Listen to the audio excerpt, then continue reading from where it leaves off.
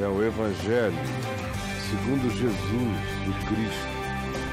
É a palavra da vida. É aquilo que pode nos tirar do sono da morte e nos botar vivos em pé, andando como filhos de Deus. Hoje eu quero ler o que Lucas escreveu. Lucas, discípulo de Paulo, escreveu sobre Jesus depois de fazer uma pesquisa jornalística acurada, detalhada, entrevistando os diversos implicados nas narrativas dos evangelhos, os quais ainda viviam, a sua maioria. Então é uma conversa com os implicados, o máximo possível de implicados ou de testemunhas oculares. É como Lucas diz que fundamentou a narrativa do seu evangelho. E ele diz assim sobre Jesus. Jesus no meio de um grupo de pessoas conversando sobre a vinda do reino de Deus, fazendo advertências com relação ao dia da vinda. Ele diz: digo-vos, capítulo 17, verso 34, digo-vos que naquela noite 2 estarão numa cama, um será tomado e o outro ficará. 2 mulheres estarão juntas moendo, uma será tomada e a outra deixada. 2 estarão no campo, um será tomado e o outro será deixado. Então lhe perguntaram: onde será isso, Senhor? Eles queriam uma geografia. Às vezes eles querem saber quando, mas a mesma infantilidade que quer saber quando, também quer saber onde. A geografia. Onde será isso, Senhor? Respondeu-lhes Jesus: onde estiver o cadáver, aí se ajuntarão aos abutres. É a resposta de Jesus. Querem saber onde? Quando tiver tudo podre, vocês saberão onde e quando. Precisamente onde será o lugar, não há necessidade, tudo se apodrecerá. E os sinais não serão de um povo nem de um lugar, mas de todo o mundo. Por isso, onde estiver o cadáver. A gente acha um cadáver fácil, vendo os abutres sobrevoando. Onde vocês virem abutres sobrevoando, saibam, é porque o estado de putrefação da história se manifestou. Quando essa putrefação histórica se manifesta, todos os abutres dos tempos se expressam e aparecem na intenção de comer essas carnes apodrecidas da civilização humana. Então, prosseguindo, disse-lhes Jesus uma parábola para esses a quem ele tinha acabado de falar isto. Preste atenção, ele tinha acabado de falar isso, aí, para o mesmo grupo, então ele conta uma parábola. Qual é a parábola? É uma parábola sobre o dever de orar sempre e nunca esmorecer. Ele vem falando de um tempo que ninguém sabe quando é, e numa geografia que ninguém conhece, e de fato todo mundo conhece, porque a geografia envolve o mundo inteiro. Ele já disse e deixou isso claro muitas vezes. Isso há de sobrevir sobre todos os que habitam sobre a face da terra. Quando a parábola do joio e do trigo será finalizada, que é quando ele enviar os anjos, que ajuntarão para ele o trigo e separarão do joio, que é naquela noite, quando um ficar numa cama e o outro for levado. Naquele dia em que duas mulheres trabalhando, uma será levada e a outra deixada. Ou ainda naquele mesmo dia, em outro fuso horário, quando os homens estiverem labutando no campo, ou em qualquer que seja a atividade, e um deles seja tomado e deixado outro. E isso vai acontecer sobre toda a face da terra. Os sinais, todo mundo vai verificar, é como perceber onde está um cadáver pelo sinal celestial dos abutres. Então Jesus disse algo para eles. Portanto, o que ele vai dizer agora, ele não é esquizofrênico, tudo que ele diz tem consequencialidade. E o que ele vai dizer agora tem a ver com o que ele acabou de falar. Porque ele está dizendo, olha, não fiquem preocupados onde será isso, nem quando será isso.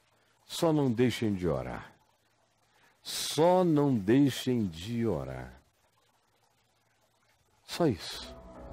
Vocês não precisam saber nem onde nem quando, mas orem, orem, orem, sem ficarem impressionados com demoras.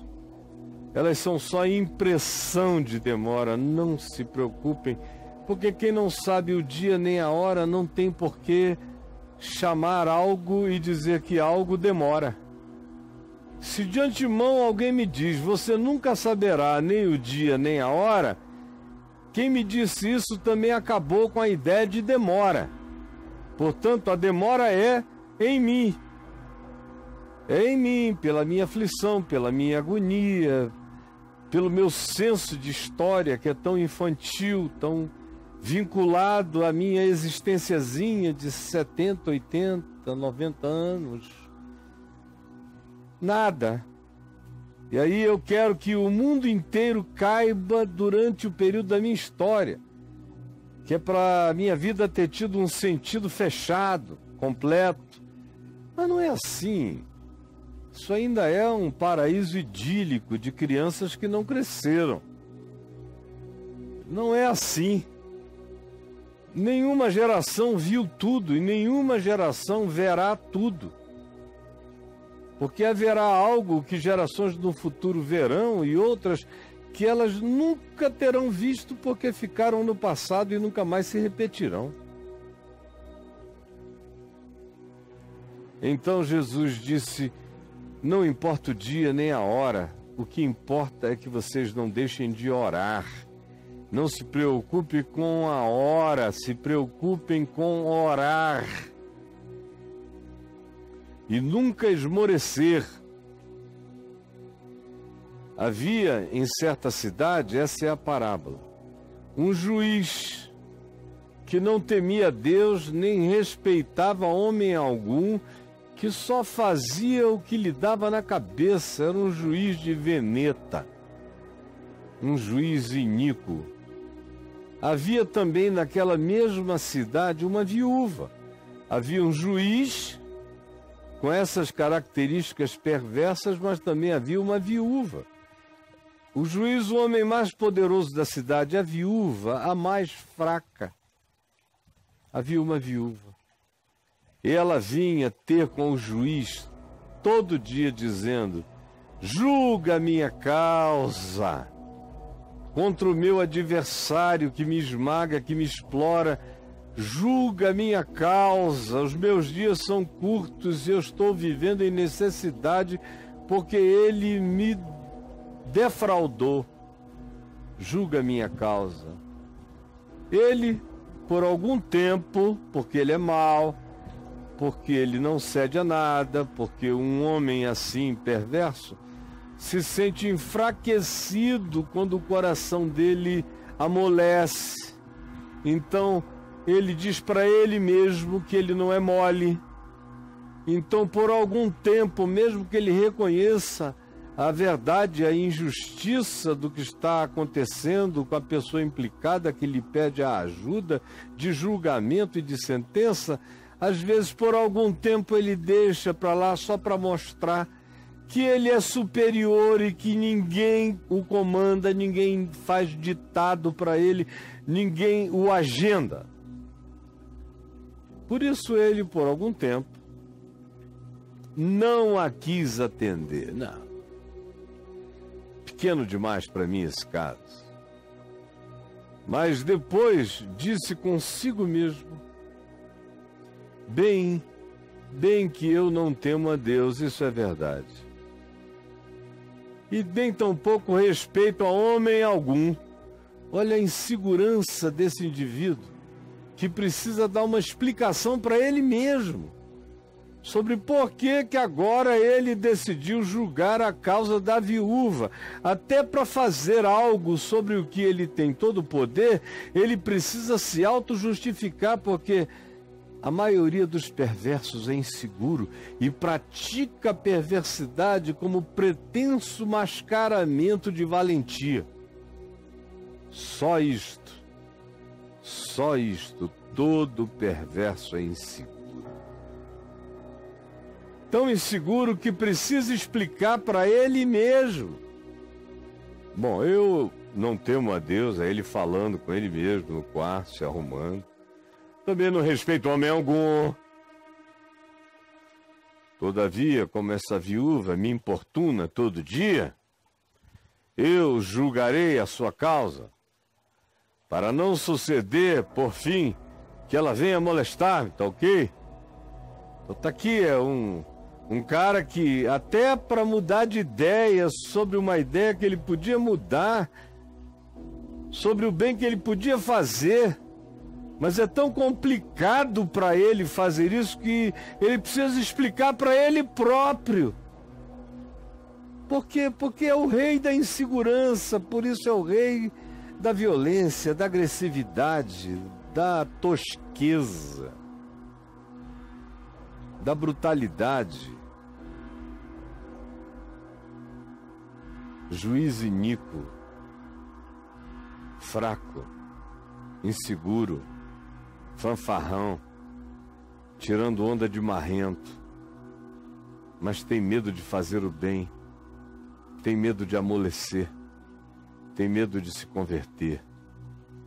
E tanto mais quanto tenha medo de se converter, pior se tornará. Então, o Senhor Jesus, contando essa história daquela cidade, do juiz e da viúva, e de como o juiz, de tanto que a viúva falava, teve esse diálogo insólito com ele mesmo, explicando por que ele faria o bem. Então Jesus, chegando nesse ponto, para e disse: considerem no que diz este juiz iníquo. Ele diz: eu não temo a Deus, eu não temo homem algum, eu só faço o que eu quero. Eu sou de veneta. Eu escolho deixar uma viúva esperando meses ou anos para não demonstrar qualquer sinal de bondade. Porque eu sou assim, carrego a maldade como ideologia. Então Jesus diz: ouçam esse homem. Considerem quem ele é mau, mas não suportou a insistência de uma viúva perseverante com uma causa justa. Pensem nisso. Se o mal não suporta a causa de uma viúva perseverante, quanto mais o Pai Celeste. O juiz iníquo ficou molestado pela insistência, mas o vosso Pai Celeste sabe e ama e tem presteza em atender no tempo da justiça, no tempo da sabedoria. tomem esse juiz iníquo como antítese do Pai Celeste. E se um juiz na psicologia da perversidade da existência é capaz de julgar uma causa, sendo ele um homem mau do tipo que tripudia, só para não ser molestado por um pedido todo dia, quanto mais o vosso Pai Celeste. Quanto mais o vosso Pai Celeste. É isso que Jesus o tempo todo faz quando constrói parábolas negativas. Conclui com esse: quanto mais o vosso Pai Celeste.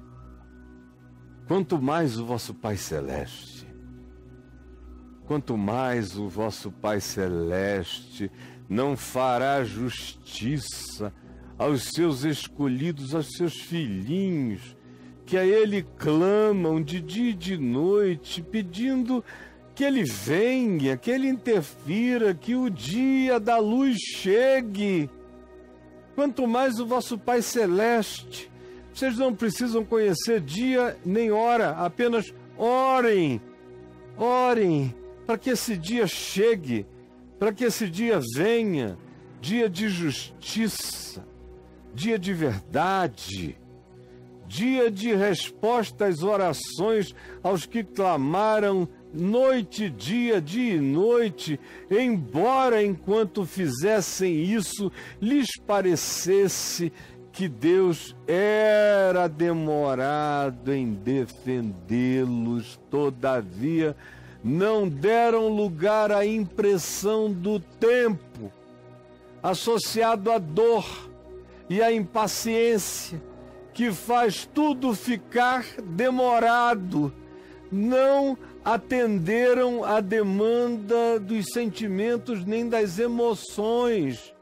Anularam sentimentos e emoções de demora pela fé, pela convicção da fidelidade de Deus para conosco. Porque se o juiz iníquo cede e faz o que tem que ser feito e realiza a justiça para não ser incomodado, quanto mais o vosso Pai Celeste não fará justiça a todos os seus amados, que a Ele clamam noite e dia, embora para esses queridos isso lhes pareça demorado e que Deus se retarde em defendê-los. Eu digo-vos que depressa lhes fará justiça. No entanto, se alguns julgam ainda esse dia demorado, ouçam o que Pedro disse. Não demora o Senhor nem o dia do Senhor. Antes o Senhor é longânimo, não querendo que o juiz iníquo se perca, que ninguém se perca, mas que todos cheguem ao conhecimento da verdade. Eu vos digo que depressa vos fará justiça. Eu vos digo que depressa vos fará justiça. Agora, quem é que suporta esse tempo? É aquele que não fica impressionado com sentimentos, nem com emoções, nem com sensações de demora. São aqueles que não julgam a história pelo lapso da sua existência, pelo tempinho da sua existência. Eu sou só um mortal passando por aqui. A história de Deus não tem que caber toda durante o espaçamento da minha existência. Bilhões morreram com essa esperança sem ver a volta do Senhor. Haverá uma geração que verá. Eu não sei se será a minha, mas haverá uma que verá. Na minha geração tem cabido tudo o que dá para caber e eu sou um bem-aventurado até aqui, por ter vivido lembranças e experiências do século XIX, ter vivido o século XX e estar dentro de um novo milênio no século XXI é um grande privilégio. de ter todo o resíduo cultural do século XIX, ter vivido o século XX, está dentro da revolução digital do futuro, no novo milênio. E o que Jesus diz é: não se impressione, não ache demorada a volta do Senhor. Ele não quer que ninguém se perca, mas que todos cheguem ao pleno conhecimento da verdade. Não fiquem impressionados com o sentimento de demora, de retardo. O que vence a sensação de impaciência, que decorre da impressão da demora da vinda do Senhor, é a vida pela fé. É ter a fé ativada na esperança do Evangelho. Verso 8 diz: digo-vos que depressa lhes fará justiça. Contudo, quando vier o Filho do Homem, achará porventura fé na terra? Praticamente não. Porque o pessoal vai estar uns entregues a querer saber o lugar, o dia, a hora, com o coração distante de Deus, mas querendo fazer adivinhações escatológicas sobre a volta de Jesus. Outros vão estar cheios de maldade, de perversidade. Quando a gente perde a esperança, o coração fica perverso, na hora. É o que João, o apóstolo, diz numa psicologia extraordinária. Quando ele diz: e assim, todo aquele que nele, em Jesus, tem essa esperança, a esperança de que ele vem, e se ele não vier enquanto eu estou aqui, eu vou para ele, é a mesma coisa. Se ele não vem enquanto eu estou aqui, eu vou para ele, e é a mesma coisa.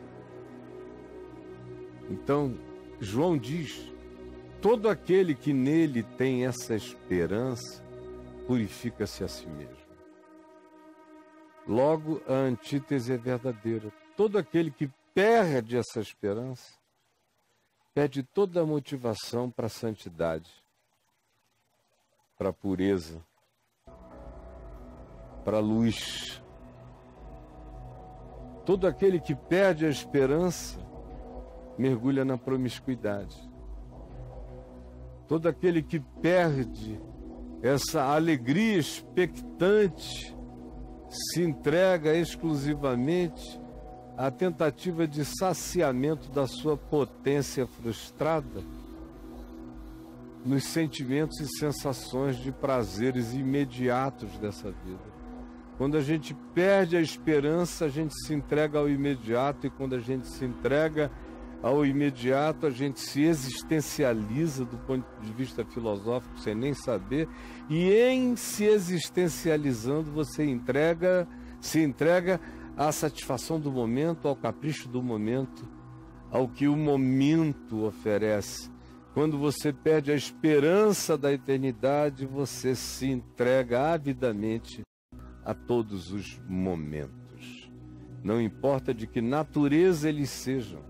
A psicologia é essa.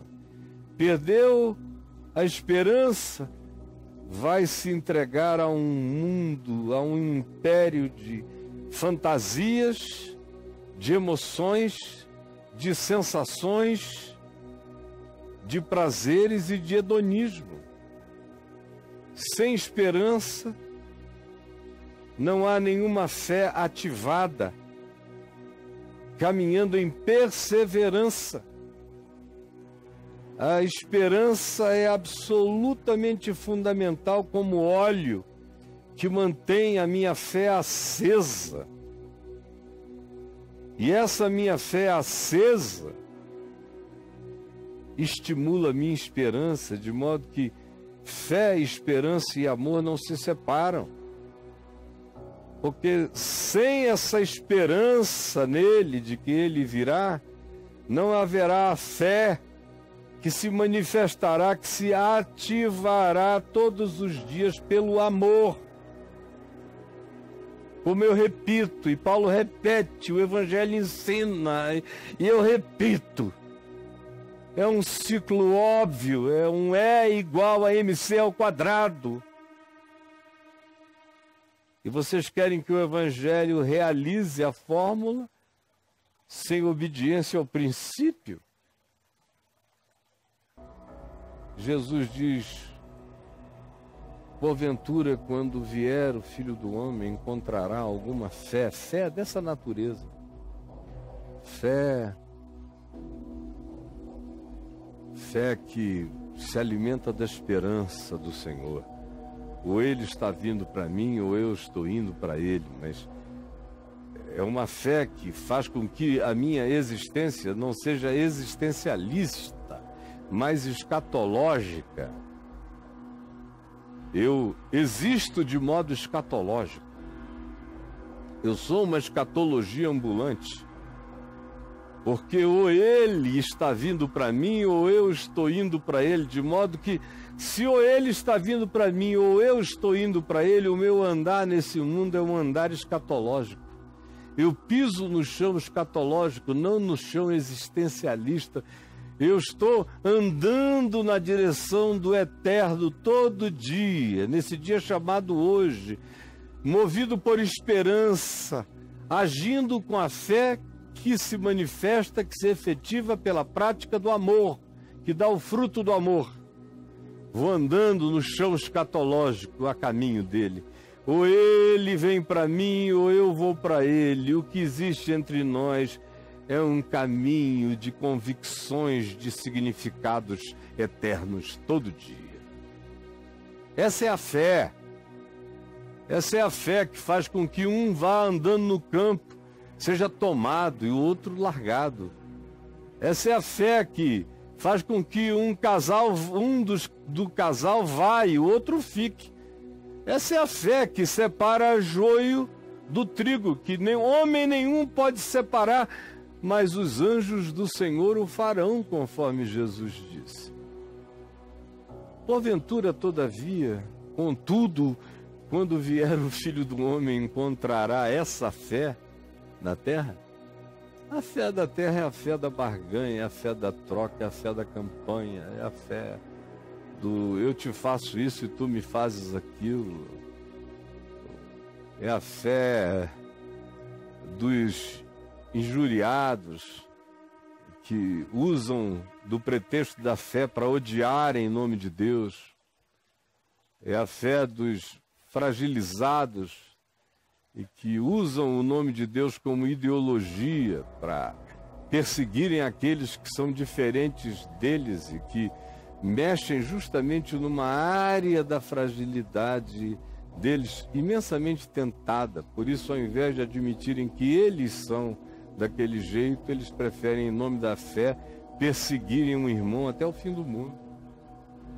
Essa fé que está por aí, a fé dos que odeiam, dos invejosos, dos enciumados, dos frustrados, dos zangados, dos cobiçosos, dos avarentos.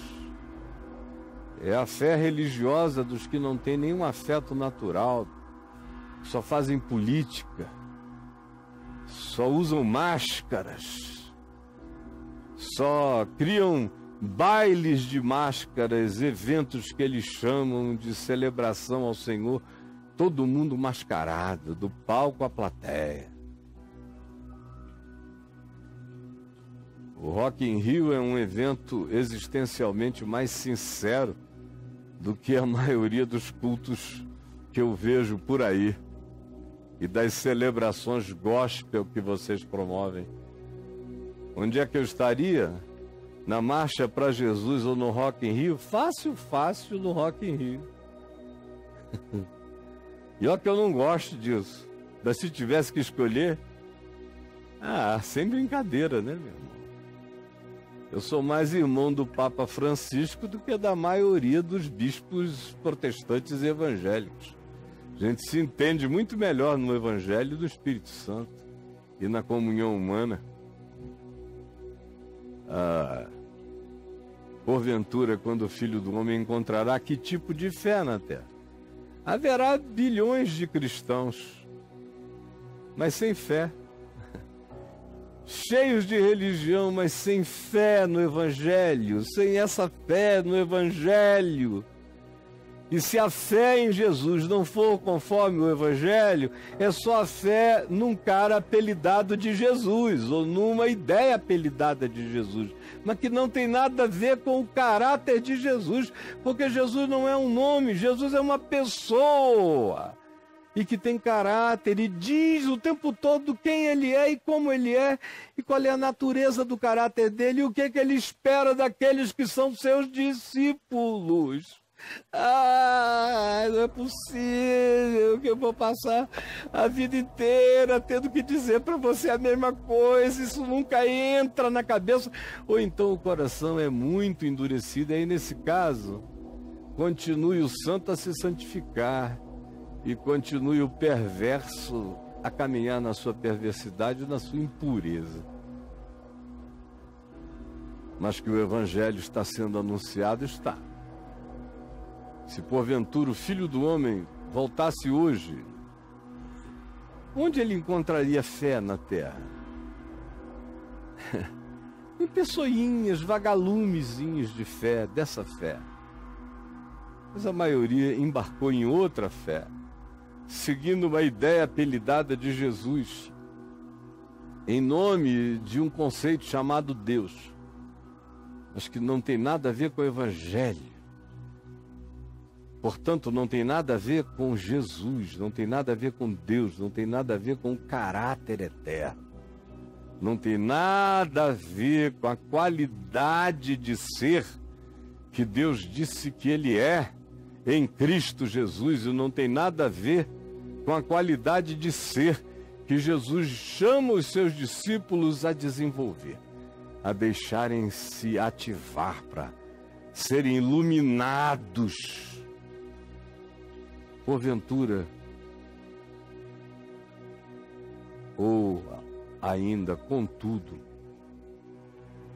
quando vier o Filho do Homem, onde ele encontrará a fé na terra?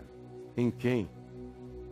A pergunta é retórica e enseja quase nenhuma é a resposta. Onde? Quem encontrará porventura? Ele mesmo já sabia a resposta. Ele queria que a gente respondesse. Quantas viúvas que oram existem?